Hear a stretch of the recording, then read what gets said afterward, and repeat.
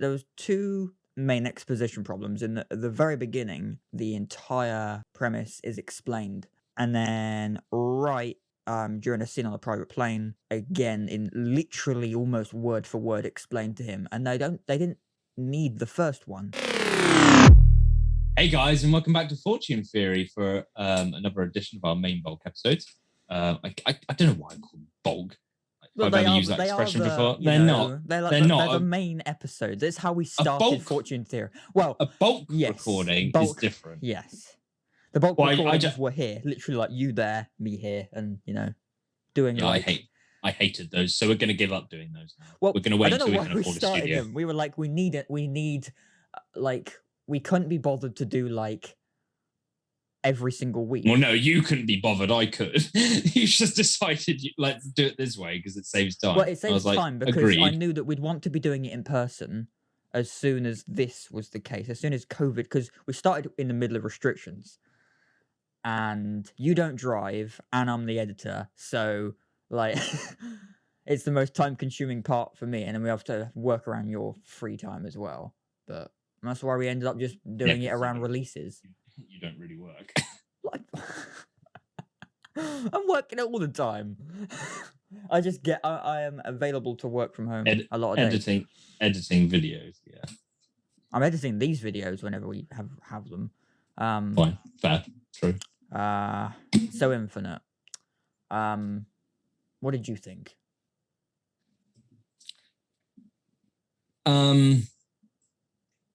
We kind of spoke about this like 5 seconds ago when we were just like, because every time we like go to start a video, we always end up like talking more about stuff we could end up talking about in the video outside of it. We try and limit it, but it ends and then we try, and then we ask the same question again. And it's like, it doesn't work now because you just asked me that. That's called bad hosting, bad podcasting. We didn't necessarily disclose what we we just sort of gave a quick opinion on it, but like this could be a more thought out opinion.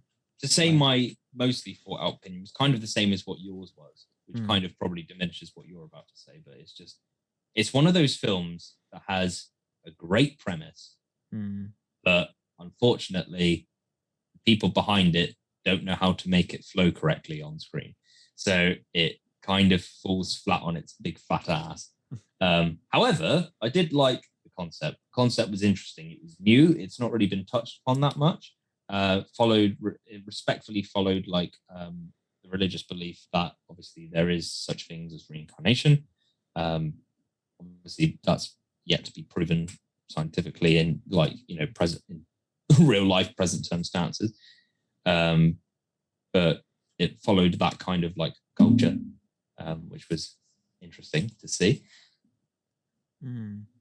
Was it based on a book? I was getting a lot of book vibes from it. I felt like it was. I just couldn't think of it. I looked up on Wikipedia. It is inspired by a book. Yeah. If it's not based on it, but I don't know. I didn't really. Wikipedia words things like autocorrect, so it doesn't really explain itself very well. It's like reading up driving theory questions. Like they're not worded grammatically at all. I mean, it might be loosely. Yeah, I imagine it is because it's almost guaranteed to not be a completely original idea. I imagine it's at least based off of something. I mean, the idea itself isn't necessarily original, but I mean, it wasn't terrible. Like you said, the premise wasn't like it was a genuine. I personally think the premise, like the actual idea of like some sort of like showing the reincarnation of like someone, and not necessarily delving into like what you said about like the religious or spiritual, like Buddhist like religious spirituality side of it, but more even just like going into what they did, but just kind of better about how they like. For me, there was a massive exposition problem. For me. Sorry. We always got to do that every time. For me. Oh, by the way, this video is sponsored by the Model Railway Industries Hornby. No relevance at all. Get some. It's not relevant, is it? Not relevant. Actually, we question that we're not. Just Hornby down here. But no, it was there was two main exposition problems in the very beginning. The entire premise is explained and what an infinite is, and the people that are trying to stop them as well that are also infinites. That gets explained at the beginning, and then during a scene on a private plane with the main two characters, again in literally almost word for word explained to him, and they didn't need the first one because Mark Wahlberg's character, Evan McCauley, I got that right because I can't remember, is like sort of the main character. He is the present I felt like day. they kept. I felt like they couldn't. I don't know if this was just a context I missed, but I felt like they kept, unless they were referring to someone else, I kept feeling like they were changing the main character's name. What was his name? Evan McGregor. Macaulay. McGregor or Macaulay? Yeah, because I felt like at one point they called him McGregor, and then one point they called him. Well, they know him Tradari as, or Tradori or something. Yeah, so the guy They know him the guy as from the the guy guy that he you was know from before. Maze Runner that's in the opening scene of this, called Yeah. Treadway. Treadway, that's it. They yeah. know him as that because that was the sort of guy that they were rolling with at the beginning. That was like the opening scene is sort of they're all of their past lives, and they're all like reincarnated. What I hated about that was like it works for a reincarnation in the sense that like he looks similar to like who he was in the previous lives, and I guess that's what they're going to. But I hate the fact that they could have made that like a younger version of just the current version of the character, if that makes sense. Well, obviously I understand why they didn't do that because of story, but like in any film adaptation of anything ever, if they were to get Mark Wahlberg as the main character and they need a younger version, Dylan O'Brien is just like perfect casting for a younger version of it. It didn't need to be because he looks like him. They didn't need to be people that look similar because it's just reincarnation. The whole point, well, no, but which is kind of what I hated about the whole why they chose, like why they decided to do that for that. But obviously, you need that for the story. But like, it didn't have to be someone that looked like him because it makes you think that it's either one the same person or two, just a younger version, or it's not relevant, is it? Like just make them look different. Like Yeah, I get what you mean. Well, I love Dan Hayes. That is why the opening. That's why I guess we have the opening bit of exposition, so we find out that we probably realize it's not going to be, his older self later. Although to be fair, I suppose it makes it less confusing when you actually do meet Mark Wahlberg because it's like, oh, he's just grown up now, and then you realize, oh, it is kind of still him, but it's not. It's a reincarnate. He what's his name again? Sorry, Treadway is the Treadway. younger guy in the I keep wanting to say Trelawney, but that's Harry Potter.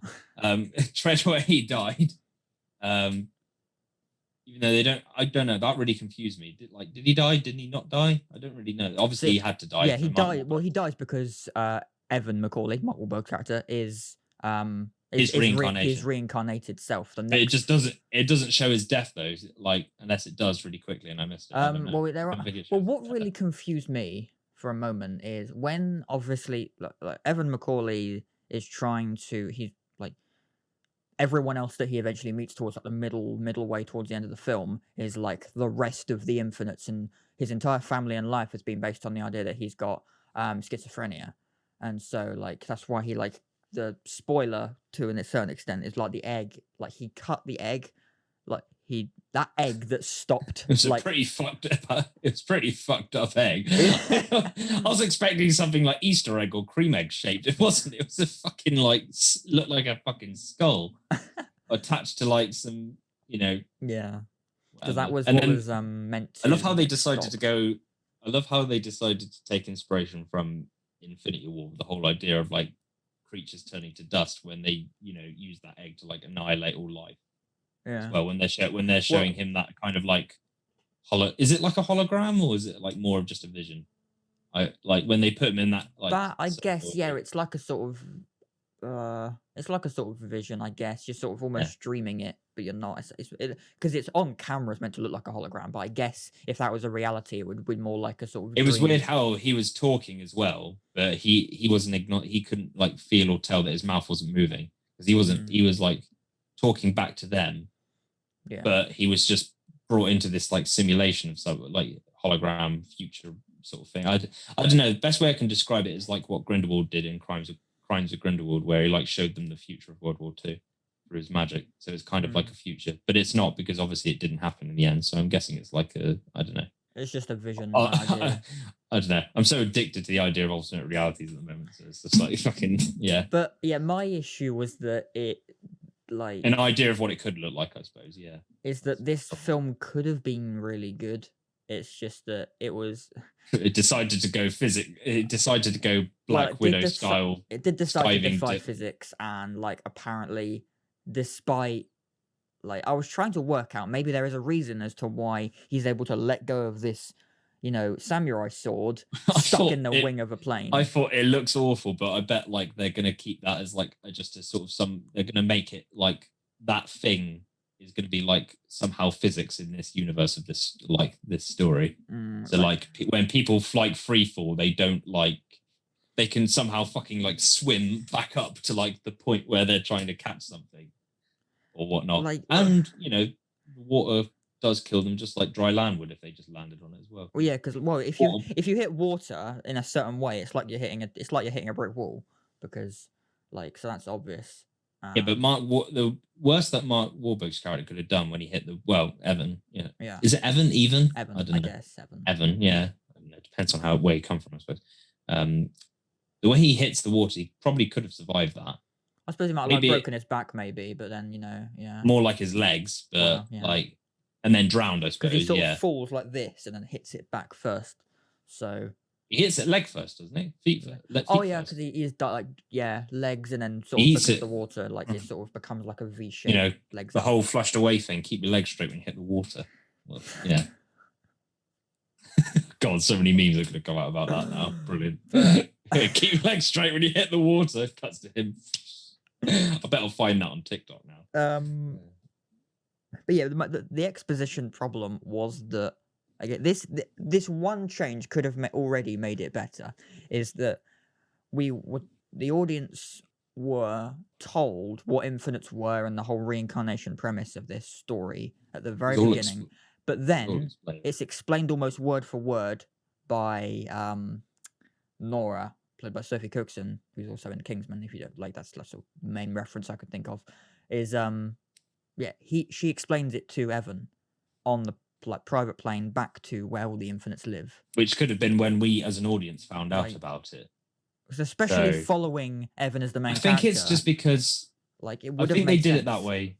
I think they did it that way because it is kind of like it is one of those sorts of stories where if you really want to understand it, you kind of got to watch it more than once properly, and it's very terminological, so you kind of need to hearing it in that conversation would be a bit confusing and out of place if that was the first time you heard it, if that makes sense. So hearing it said again just sort of but I think that would have been a good point, enforces the idea that's what it's about, because if you only hear it once, then you're going to be the benefit of hearing it at the beginning is that you're set up to know in the story that that's what happens, so it makes more sense when you go into it. So it is kind of watching it a second time. I get that it makes the overall story a bit shit because it's but you've already explained that. Because that's the thing is we've already explained. Try telling that to a dumber audience member who watches it, who doesn't know. The issue is me. That we're following Evan the entire time, even as his past self is Treadway on the car chase at the beginning.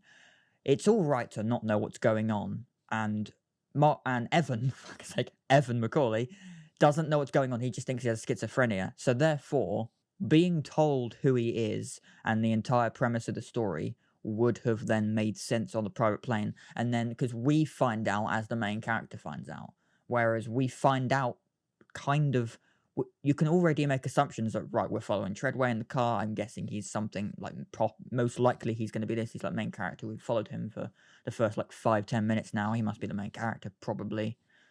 And we kind of already know what's happening. Whereas I think it would have still been safe to not know what's going on yet until, there's a whole 11-minute thing where you need to establish the basic story, the premise of the story within the first 11 minutes so that people can get a basic idea of what's going to happen. And that would have still worked anyway, even if we didn't get the opening bit. But oh well, we got two kind of plot details within like an hour. And then a lot was explained. By the way, as soon as we meet, what's her name? The Garrick. lady in the wheelchair. Yeah. Is that the lady in the wheelchair? Garrick. Yeah. As soon as we meet her and she explains, she says, "Oh, it's only going to get weirder from here." I was like, "So you're not weird enough then?" Like, just I don't know, something about you just felt very off. But like, well, she's been in a bunch of British programs as well. She's managed to make it to Hollywood, as far as I know, anyway. But like, that's as soon as we meet her, even more exposition. So yeah, it was a good story. It just wasn't told very well, in my opinion. But yeah, let us know what you think anyway, because if you did enjoy it, then good. Because enjoy every film if you can, even if and it was by the set. And we found out it's by the same director as who did The Guilty, which we reviewed last week. Which is insanely surprising, considering it's a genre shift. Like yeah, I'm just double checking. Yeah, because he's literally director of. Although for some reason it only says he's producer of The Guilty, but no, he is definitely director of it. That's quite a shift. Because well, if it says he's the producer, if he says he's the producer, who's it said to be the director then? Well, he's director and producer apparently, because The Guilty is quite a tiny film, really. I mean, it's just an idea that Jake Gyllenhaal came up with and told to Antoine like within like a couple of months, and then I think they made it literally in 11 days. So it's quite a tiny film for them, and then they had to make it like remotely. One like Antoine in a van. That was hilarious. If you watch the Late Late Show with Jake Gyllenhaal on it, they're like explaining how like Antoine was he ended up being in contact with someone that had COVID like 2 weeks before they started shooting. So he ended up directing it remotely from like a van with monitors in it, which is nuts. And then like climbing a ladder over like the wall of this. Like, don't tell me that was the van that they used in the plot. No, I no. That's why they had the men in the SWAT teams actually wear masks whilst they were going up, because it was meant to be set during 2020, wasn't it? I'm not sure. It was meant to be set during the pandemic, wasn't it? Yeah. Well, that version of the story, anyway. Yeah, potentially. I'm not sure, but Infinte anyway was surprising. Well, it came before The Guilty, which is good. I'm glad that The Guilty is his latest film, apparently. But there we go. Infinte, everyone. If you enjoyed it, I'm glad. If you didn't enjoy it, tell us sad. I'm sad. Pretty much. There we go. Any final thoughts? I can't really. That's about it, really. All I could think of was that is there more if it's based on a book, is there more books? Therefore, is there more sequels? Therefore, is a sequel inevitable? Is it going to be good, or is it going to be annoyingly because it will follow a different set of actors, which I won't like. Unless it's Tokyo Drift, the whole or Marvel. I don't mind those. You realize the whole premise allows them to make, no pun intended, infinite remakes. Infinite. So here we go. Infinte is a 2021 American science fiction action film directed by Antoine Fuqua. Wrote the screenplay based on a story by Todd Stein, who in turn adapted novel. Oh, so it's a novel adapted novel that was called The Reincarnationist. There we go. I bet the book was actually really good. Really good. Really, really, really good. Infinte, from self-published book to movie. Pork sausage. Pardon? Sorry, it just tasted pork sausage. Brilliant. But there we go. It's based on a book that was probably. I might actually read the book. Sorry. It's the way you said it. But there we go.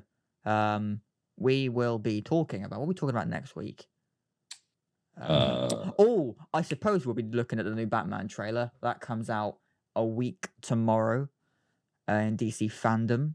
Well, that means our Friday video will now be our Saturday video. next week. And Unless there is anything that's happening on Friday next week, I don't think IMDb so. We got Eternals coming out on November 5th. So that's a Friday, as far as I know. But so that's 4 weeks today. So that'll be the video for that week. They've remade Lawrence of Arabia, but after Arabia. What the okay, that's coming out tomorrow. Oh, we got Venom, I suppose. Oh my god, we've actually got a lot. Okay. Venom, yeah, sorry. Okay, we've got Venom and The Last Duel. So we got Venom that comes. Yeah, sorry, I can't believe I forgot about Venom. We've got Venom that comes out next week. Yeah. A week today. So that we can discuss. Yeah, we'll be doing a review on that. And the same day, you're definitely not hyped for this. I mean, I'm not amazingly hyped for it. It's just another Ridley Scott film, but The Last Duel, which is based on a true story. It's that like new medieval looking one that like Matt Damon and Ben Affleck and like Adam Driver are in. So we'll talk about that probably in the week preceding Venom as well, like 2 weeks time probably. Venom next week then. So indeed, there we go. Venom: Let There Be Carnage in cinemas October 15th, UK. Boom. But, other than that, we'll see you. We're not doing anything on Wednesday, are we? We might do a. Are we doing? No, unless there's anything to talk about.